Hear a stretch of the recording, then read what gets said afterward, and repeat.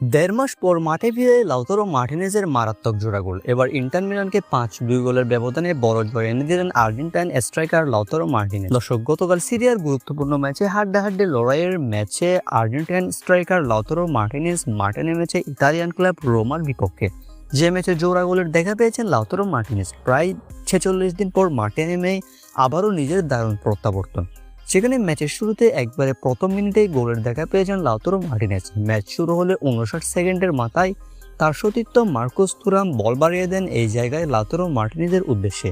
এ সময় বুলেট গতির একটা শট নেন লাউতারো শটটা যেন চোখেও দেখেনি গোলকিপার। দুর্দান্ত এই গোলের মধ্য দিয়ে লাউতারো ইন্টারকে এগিয়ে নেয় 1-0 গোলের ব্যবধানে। প্রথম মিনিটে এই দুর্দান্ত গোলটির পর কিছুক্ষণ পর ম্যাচের 12তম মিনিটে বাঁ পায়ে আরও একটি দুর্দান্ত শট নেন লাউতারো, তবে এই শটটি গোলকিপার টেকিয়ে দেন।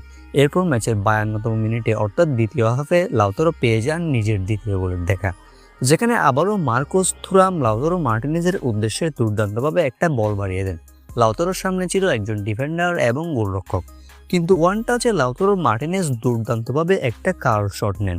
ফলে গোলকিপার চেষ্টা করেও কোনোভাবেই ধরতে পারেনি তার এই শটটি। লাউতারো মার্টিনেজ এই জায়গায় পেয়ে যায় নিজের দ্বিতীয় গোলের দেখা। এই ম্যাচটিতে টোটাল 56 মিনিট খেলেছে লাউতারো মার্টিনেজ। 56 মিনিট খেলে মোট 4টা শট নিয়েছেন তিনি, করেছেন 2টা গোল। দেড় মাস পর মাঠে নেমেও পারফরমেন্সে নেই কোনো ঘাটতি। চলতি মৌসুমে বর্তমানে 16 গোল নিয়ে এখনো পর্যন্ত সিরিয়াতে টপ স্কোরার তিনি, অর্থাৎ এই সিজনের সর্বোচ্চ গোলদাতা লাউতারো মার্টিনেজ। প্রায় দেড় মাস মাঠে না থাকলেও তাকে কেউ টপকাতে পারেনি। আশা করছি শেষ পর্যন্ত সর্বোচ্চ গোলদাতার পুরস্কার গোল্ডেন বুট লাউতারো মার্টিনেজই জিতবে।